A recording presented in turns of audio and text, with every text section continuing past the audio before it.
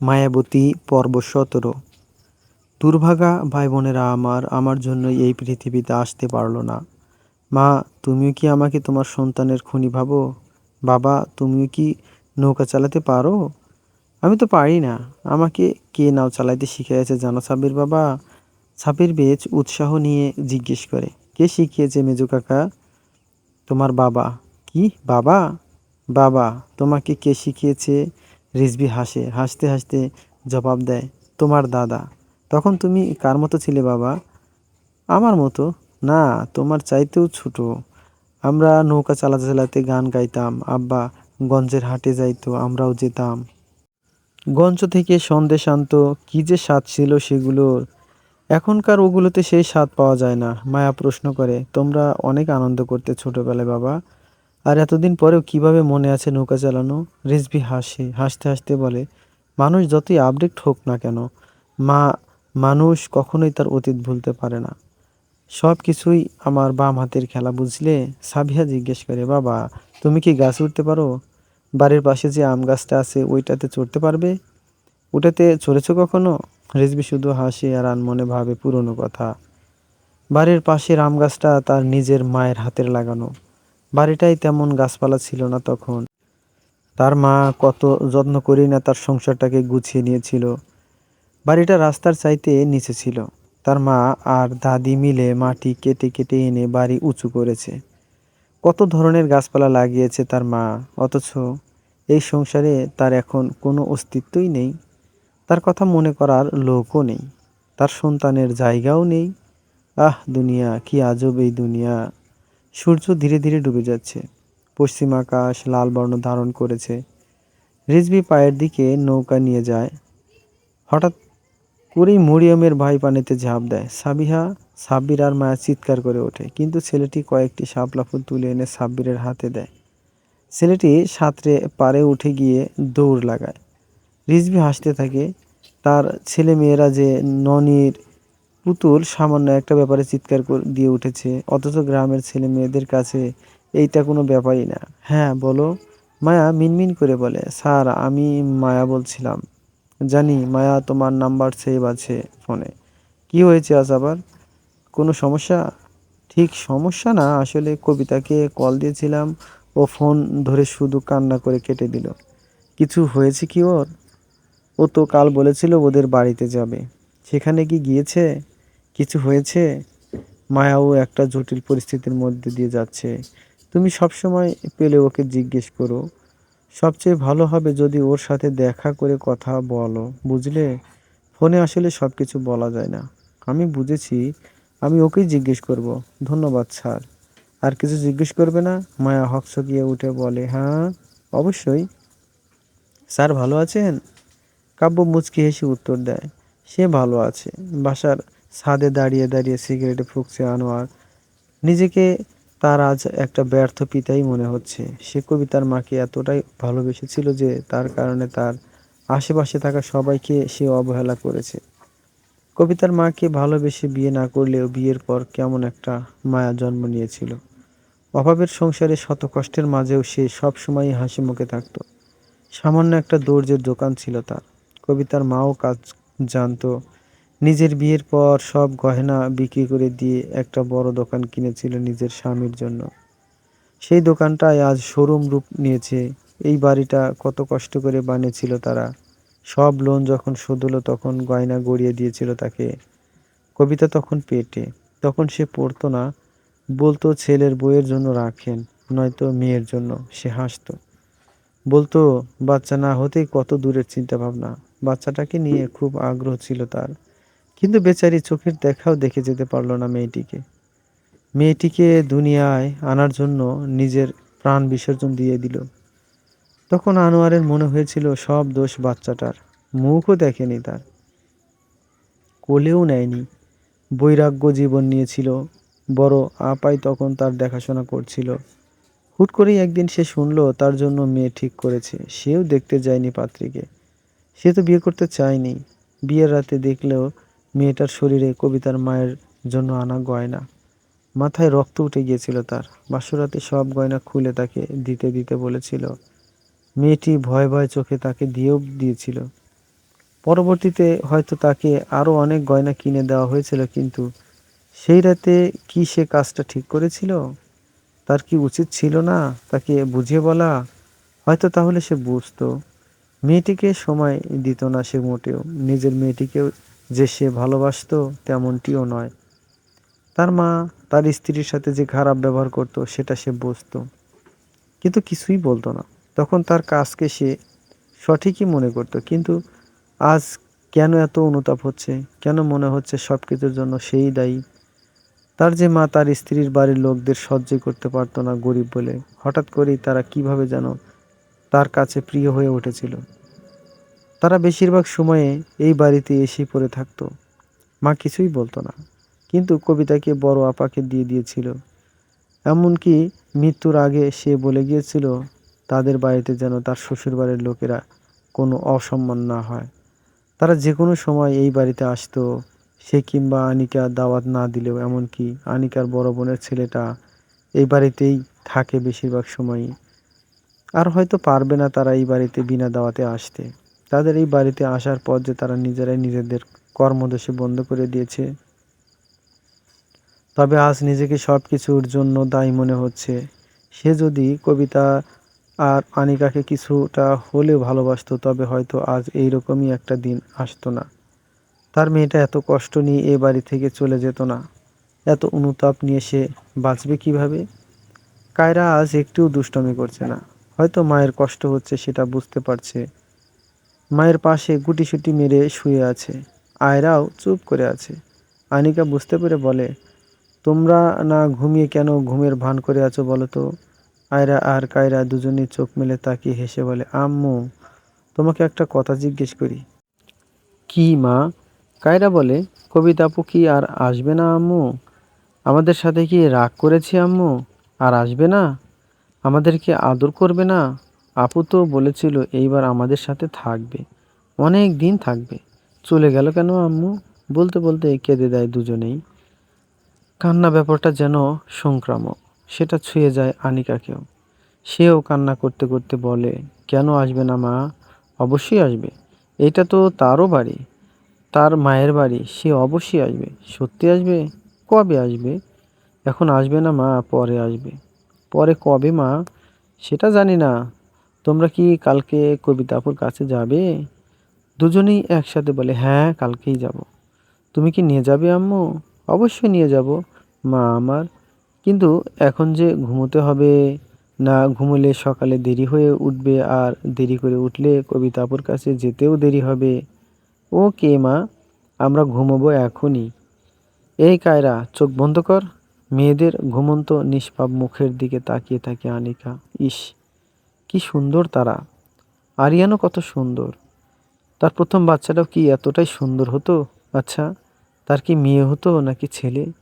আনিকা জানে বাচ্চা নষ্ট করা উচিত না, তাহলে আল্লাহ জীবনেও ক্ষমা করে না। মানুষ তো চাইলেও একটা প্রাণ সৃষ্টি করতে পারে না, তবে তার কোনো অধিকার আছে যে একটা প্রাণকে হত্যা করার? আচ্ছা, আল্লাহ কি তাকে ক্ষমা করেনি? কিন্তু সে তো কিছু করেনি, সে তো কিছু জানাইতোই না। তার শাশুড়িকে সে জীবনেও ক্ষমা করবে না, মরে গেলেও না। তবে আজ তার বেশ হালকা লাগছে। তার স্বার্থপর মা বোনেরা আর আসবে না। আর আসারই বা কি দরকার? তারা যা চেয়েছিল তা তো তারা পেয়েছেই। বড় বোনটার শ্বশুর বাড়ির লোকেরা যৌতুক চেয়েছিল। ছোট বোনটার বিয়ে হওয়ার দরকার ছিল, তাই ভাইদের পড়াশোনারও দরকার ছিল। কবিতার দাদি তাকে পছন্দ করায় তাকেই বলির পাঠা হতে হয়েছিল। আর কবিতার দাদিকে ব্ল্যাকমেইল করে এই বাড়িতে অবাধ যাতায়াতের সুযোগ পেয়েছিল তারা। আজ সব সুযোগের পরিসমাপ্তি ঘটল। তার প্রয়োজন নেই এমন পরিবারের। যে পরিবারের মানুষ তাকে ব্যবহার করে উপরে উঠছে। আনিকা রুমে এসে চোখ বন্ধ করতেই ফোনটা বেজে উঠল। সে ফোনের স্ক্রিনের দিকে তাকিয়ে দেখলো মা ফোন দিয়েছে। সে মনে মনে ভাবে, এমন মা থাকার দরকার কি? এমন মা থাকার চেয়ে মরে যাওয়া অনেক ভালো। পরন্ত বিকেলের আলোতে মায়ার দিকে ভালোবাসাময় দৃষ্টি তাকিয়ে আছে সোহাগ। দুটো দিন দূর থেকে দেখে এসেছে তাকে, কাছে যাওয়ার সাহস করেনি। আজ মায়া নিজে তার কাছে এসেছে, তার দিকে তাকিয়ে হেসেছে। ইস, কি সুন্দর তার হাসি! মায়ার ঘন কালো লম্বা চুল, চিকন চিবুক আর পাতলা ঠোঁট দেখে আকৃষ্ট হলেও সবচেয়ে বেশি ভালো লাগেছে ডাগর ডাগর চোখ দুটো। এই চোখের দিকে তাকিয়ে সে নিজের জীবন দিতে পারবে, কিন্তু চোখের মালকিন কি তাকে সেই সুযোগ দিবে? মায়াকে কি বলা উচিত তার মনের কথা? ভাইয়া, আপনার চা। মায়ার ডাকে ঘোর ভাঙে সোহাগের, ভ্রু কুঁচকে যায় অজান্তে। ইস, কি বললো মেয়েটা, ভাইয়া? মানা যায় এইটা? সোহাগের ইচ্ছে করছে উঠে গিয়ে বলে, এই আমি তোমার কোন কালের ভাইয়া? কিন্তু সোহাগ সেটা বলতে পারে না। চক্ষু লজ্জা নাকি অধিকার বোধ না থাকা, সেটা বুঝতে না পেরে সোহাগ চায়ের কাপ হাতে নিয়ে রিজভি বলে, আমি যে 2 দিন ধরে আসছি, আগে আসোস নাই কেন? মুড়ি চিবুতে চিবুতে আসগর আলী বলে, আরে আমি তো গঞ্জে গেছিলাম কামে। তোর ভাবি অবশ্য আইছিল, তোর বউয়ের লগে কথা কইছে, কিন্তু তরে তো আর চিনে না, তাই শরম পাইয়া আর সামনে আয় নাই। তা আজ কি গঞ্জ থেকে আইসোস, নাকি আমি আসার খবর পাইছোস? না, আমার কাম শেষ হয় নাই। তোর কথা আমি আমার পোলা মাইয়ারে অনেক কইছি। আমার পোলা সোহাগ কাইলকে ফোন দিয়া কইল যে তুই আইছস, তাই আজকে চইলে আইছি। তাড়াতাড়ি আইছি, যদি আবার চইলা যাস গা। রিজভির বুকের ভিতর আনন্দের ঝড় বইতে থাকে। যাক, এখনো এখানে আরো একজন তাকে মনে রেখেছে, সেই বা কম কিসে। তার ইচ্ছে করে বাল্যবন্ধুকে জড়িয়ে কান্না করা, কিন্তু সে করে না। মুখে বলে, তোর ছেলে কি করতেছে এখন? আমি যেমন তেমন ওইলে কি হইব, আমার পোলা মাইয়া মাশাআল্লাহ অনেক ভালা। আমার পোলাডা ঢাকা বিশ্ববিদ্যালয়ে পড়ে আর মাইয়াডা গঞ্জের কলেজে পড়ে। এইখানে তো আর ভালা কলেজ নাই, প্রতিদিন তো আর পাশের গ্রামের কলেজে যাওয়া আশা করা যায় না। মাইয়া মানুষ, বোঝসই তো। রিজভির ভীষণ ভালো লাগে বন্ধুর সাফল্যের কথা শুনে, কিন্তু রসিকতা করে বলে, আমরা তো প্রায় সমবয়সী, তাহলে তোর ছেলে এত বড় কেন, আর আমার বড় মেয়েই তোর ছোট মেয়ের চাইতে ছোট কেন? আসগর আলী হাসেন, কিছুটা লজ্জা পান, লজ্জা মাখা চেহারায় বলেন, আরে তুই তো জানোসই আমাগো এলাকার মাইনষের কাম কারবার। কলেজে ভর্তি হইছিলাম, একদিন কলেজ থেকে আইসা হুনি আমার জন্য পাত্রী ঠিক। বাপের ধানের চাতালে তহন থাইকা কামে গেলাম, পড়াশোনা বন্ধ, বিয়ে কইরা বউ করে নিয়ে কি আর পড়াশোনা করন যায় নাকি? আর আমারও তো অত ইচ্ছা আছিল না যে পড়াশোনা করুম, কিন্তু তোর ভাবির অনেক ইচ্ছা আছিল পড়াশোনা করণের, তাই তো নিজের ইচ্ছায় পোলাপানগো দিয়া পূরণ করতাছি। এই সারা গ্রামে আমার পোলাপাইনি পড়ালেখা করে ভালো মতে। তা তো দেখতেই পাচ্ছি। ভালো লাগলো তোর গল্প শুনে। তুই তো ভালোই অল্প বয়সে বিয়ে করছিলি বইলা এখন বড় পোলার কামাই খাইতে পারবি। আমার তো আর সেই উপায় নাই, শরম দিস না তো আর? দেখতেছস না আমার পোলায় আছে এইখানে। নিচু স্বরে বলে আসগর আলী। রিজভী সোহাগের দিকে তাকিয়ে বলে, সোহাগ বাবা, এইবার কোন ইয়ারে আছো? ফাইনাল ইয়ারে আঙ্কেল। কোন ডিপার্টমেন্টে? পদার্থবিজ্ঞান। ওহ, ভালো সাবজেক্টই তো পেয়েছো। ভালোই তো, আমাদের গ্রামের গর্ব তুমি। আমাদের এই গণ্ডগ্রাম থেকে অত দূর গিয়েছো, সে তো অনেক। সোহাগ মাথা নিচু করে বিনয়ের সাথে বলে, জি চাচা, দোয়া রাখবেন যেন ভালো কিছু করতে পারি। তা তো অবশ্যই করি বাবা। তা তুমি টিউশনি করাও না? আমাদের সময় তো আমি টিউশনি করাতাম। সোহাগ বেশি টিউশনি করায় না এখন, কারণ ওর নিজেরই পড়াশোনার বেশি চাপ। কিন্তু মুখে বলে, হ্যাঁ চাচা, আমি টিউশনি করাই। তা তো ভালোই, নিজের খরচ নিজে এই বয়সে থেকেই গোছাচ্ছ, ভবিষ্যতে কাজে লাগবে। আসগর আলী বলে, আমি তো কই, পোলাপান পড়ানোর কি ঠের দর? আমি তো আছি, টাকা পয়সাও তো আমার কম নাই। আরে স্বাবলম্বী ছেলে, তুই তো জানিস না ঢাকা শহরে টিকে থাকার কি জ্বালা, আর ওদের মতো ছেলেরা তো ঢাকাতেই থাকতে চায়। এখন থেকে যদি নিজেরটা নিজে করে খেতে পারে, তাহলে পরে কিছু না কিছু একটা ব্যবস্থা হবেই। সোহাগের দিকে তাকিয়ে বলে, তোমার ক্যাম্পাস থেকে আমার বাসা খুব একটা দূরে না বাবা, 20 মিনিটের মতো লাগবে হয়তো। যদি তোমার অসুবিধা না হয়, তাহলে তুমি কি আমার বড় মেয়ের মায়াকে পড়াতে পারবে? না, মানে যদি তোমার সমস্যা না থাকে আর কি। সোহাগের দম আটকে আসছিল, কি শুনছে সে? সে তো মায়ার কাছাকাছি যেতে চাইছিল, কিন্তু এত কাছে, এ তো মেঘ না চাইতেই বৃষ্টি। কিন্তু নিজেকে সংযত করলো সে। সে মাথা নিচু করে জবাব দিল, আমি চেষ্টা করব চাচা, আপনাকে অবশ্যই জানাবো। ঠিক আছে। সোহাগ উঠে দাঁড়ালো, মায়ার দিকে একবার তাকালো সে। মায়া উঠোনের মাটির চুলোর পাশে বসে আছে। সে বাড়ি থেকে বের হতেই যাচ্ছিল, তখনই সাব্বির এসে বাবার কাছে কেঁদে কেঁদে বলে, বাবা, মেজো কাকি আমার শাপলা ফুল রান্না করে ফেলেছে, আমি এখন কি নিয়ে খেলবো? শাপলা কি খাওয়ার জিনিস নাকি? রিজভী হাসে, হাসতে হাসতে বলে, শাপলা রান্না করেও খাওয়া যায়, আমিও রান্না করতে পারি। এই যে তোমার এই আঙ্কেলকে দেখছো, তার সাথে আমি কত রান্না করে খেয়েছি, জিজ্ঞেস করো। শাপলা খেতেও কিন্তু ভীষণ ভালো। সাব্বির জলভরা চোখে আজগর আলীর দিকে তাকায়। আজগর আলী বলে, তোমার বাপ তো মিয়া সেরা রাঁধুনি। কই মানুষের মুরগি চুরি কইরা রাইন্দা খাইছে, হিসাব আছে নাকি? আজ এরা কথা কইস না তো আজগর আলী, আমার দোষ নাই, তুই মুরগি চুরি করতোস আর আমিও রাঁধছি, দোষ কি কার বেশি? মায়া খিলখিল করে হেসে ওঠে। মেয়ের সামনে খানিকটা লজ্জা পায় দুজনেই। সাব্বিরও হাসে। আজগর আলী কথা ঘুরানোর জন্য বলে, ওই সোহাগ, পরে নিয়া বিল থেকে শাপলা নিয়ে যা, এখনই যা। কিভাবে যাব, সন্ধ্যা হয়ে গেছে তো প্রায়, কালকে না হয় এনে দিবনি ওকে। আরে কিসের সন্ধ্যা, যা তো, ওরে নিয়ে যা। আমি একা যাব না বাবা, মায়া আপুকেও যেতে বলো আমার সাথে। এখন তো প্রায় সন্ধ্যা হয়ে গেছে সাব্বির, মায়া আপু যেতে পারবে না। আরে কিসের সন্ধ্যা, মায়া, মা যাও তো ওদের সাথে। রিজা কইরে, রিজাও যা।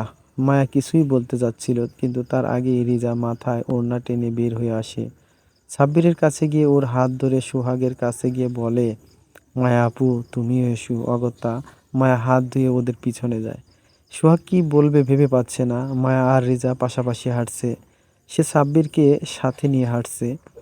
সাব্বির এটা সেটা জিজ্ঞেস করছে, ও উত্তর দিতে দিতে ক্লান্ত হয়ে যাচ্ছে, কিন্তু কিছুই করার নেই।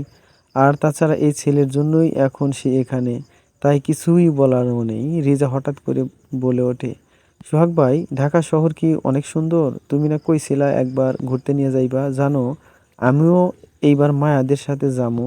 তুমি কি ওদের বাড়ি চিনো? তুমি ঢাকায় যাইবা মানে? যামু তো। বড় মামাই কইছে আমারে নিয়ে যাইবো, মারেও নিয়ে যাইবো, আমারে ওইখানে নিয়ে যাইবো, ওইখানের স্কুলে পড়মু আমি। কি মায়া আপু, আপু গো বাসা চিনো? মাঝে মাঝে কি আমারে দেখাতে নিয়ে যাবা? আমি তো ওদের বাসা চিনি না, কিন্তু ওর বাবা বলল ওকে পড়াতে যাব ওকে, তখন তোকেও দেখে আসবো। তুমি মায়া আপুর পড়াবা? তাহলে আমারেও পড়াইও। আরে বোকা, তুই তো মানবিক বিভাগে নিয়েছিস না, আমরা আর তো সায়েন্স, তোকে তো পড়াতে পারবো না আমি, পড়ালে শুধু সাধারণ গণিত হয়তো। আর তাছাড়া আমি কলেজের বাচ্চা পড়াই না। কেন তুমি আমারে পড়াইবা না কেন? আমি কি করছি? আরে আমি স্কুলের বাচ্চা পড়াই না। না পড়াইলা আমারে পড়াইবা? মায়া আপুরে পড়াইলে আমারেও পড়াইতে হইব। সোহাগের ইচ্ছে করছে রিজাকে ধরে একটা আছাড় মারতে, কিন্তু মায়া থাকায় একটা ধমকও দিতে পারছে না। সোহাগ বিরক্ত হয়ে বলে, আচ্ছা ঠিক আছে, পড়াবো। মায়া লক্ষ্য করলো রেজা সোহাগকে নিয়ে কতটা বেশি ভাবছে। সামনেই শাপলা বিল, মৃদুমন্দ হাওয়া সবাই উপভোগ করছে। বিলের কাছে যেতেই রিজা, মায়া আর সাব্বিরকে পাড়ে দাঁড় করিয়ে রেখে, সোহাগ ভাই তুমি আসো, আমরা নিয়ে আসি, ওরা দুজন থাক। সোহাগ আর এইবার কন্ট্রোল করতে পারল না, রুক্ষ গলায় বলল, কয়েকটি শাপলাই তো আনবি, একা গেলেই তো হয়। গেলে যা, না গেলে আমাকে একা যেতে দে। কিন্তু ওকে একা যেতে দিল না সাব্বির। সে একা উঠে এসে নৌকার মাঝখানে বসে। রেজা মুখ গোমড়া করে বসে নৌকা বাইতে থাকে। ওকে এমনভাবে না বললেও কিন্তু পারতেন। বেচারি কষ্ট পেল। রিনরিনে গলায় বলে, মায়া, আমি বলতে চাইনি, কিন্তু ও অতিরিক্ত কথা বলে, আমার মাঝে মাঝে সহ্য হয় না। কিভাবে বলে ফেলেছি জানি না, সরি মায়া। আরে আমাকে কেন সরি বলছেন? আর ও আসলেই একটু বেশি কথা বলে। কথাটা বলেই চুপ করে যায় মায়া। যাহ, রিজা বেশি কথা বলে না। অন্যের সংসারে আশ্রিতা মেয়েদের বেশি কথা বলতে নেই, রিজাও বলে না। কিন্তু সোহাগের কাছে যেন কথার ফুলঝুরি খুলে বসেছিল। তবে কি রিজা সোহাগ ভাইকে ভালোবাসে? এটা কি সত্যি? যদি এটা সত্যি হয়, তবে রিজাকে অনেক কষ্ট সহ্য করতে হবে। রিজার প্রতি কোনো আকর্ষণই নেই সোহাগ ভাইয়ের। তাছাড়া আর্থিকভাবে সোহাগ ভাইয়েরা অনেক ভালো, আর রিজারও তো তাদের কাছে পিঠেও নেই। কি হবে এই ভালোবাসার পরিণতি? গোধূলির পড়ন্ত আলোতে মায়া দেখল নৌকায় বসে শাপলা তুলতে তুলতে রেজা অভিমানী দৃষ্টিতে তাকিয়ে আছে সোহাগের দিকে। কিন্তু মায়া এটা দেখল না সোহাগ নামের যুবকটা তার প্রেয়সীর দিকে তাকিয়ে আছে নিষ্পলক দৃষ্টিতে। তুমি কি আর যাবে না আমাদের বাড়িতে আপু? কায়রা জিজ্ঞেস করে কবিতাকে। কবিতা উদাস নয়নে তাকায় তার দিকে। জীবনটাকে বিষাদ মনে হচ্ছে। কেন সে জন্মেছিল? সে দুনিয়ায় আছে বলেই তার মা মারা গেছে। সে দুনিয়ায় আছে বলেই নতুন মায়ের জীবনটা শেষ হয়ে গিয়েছে। সে দুনিয়ায় আছে বলেই একটা নিষ্পাপ প্রাণ দুনিয়ার আলো দেখেনি। অতিরিক্ত ডিপ্রেশনে ভুগছে সে। অসহ্য লাগছে সবকিছু। যদি মরে যেতে পারতো তবেই হয়তো শান্তি পেত। যদি দুনিয়া থেকে নিজের অস্তিত্ব মুছে ফেলতে পারতো তবেই হয়তো মুক্তি পেত। এতগুলো মানুষের দীর্ঘ সাহসের কারণ সে। কিভাবে বাঁচবে সে বাকি জীবন?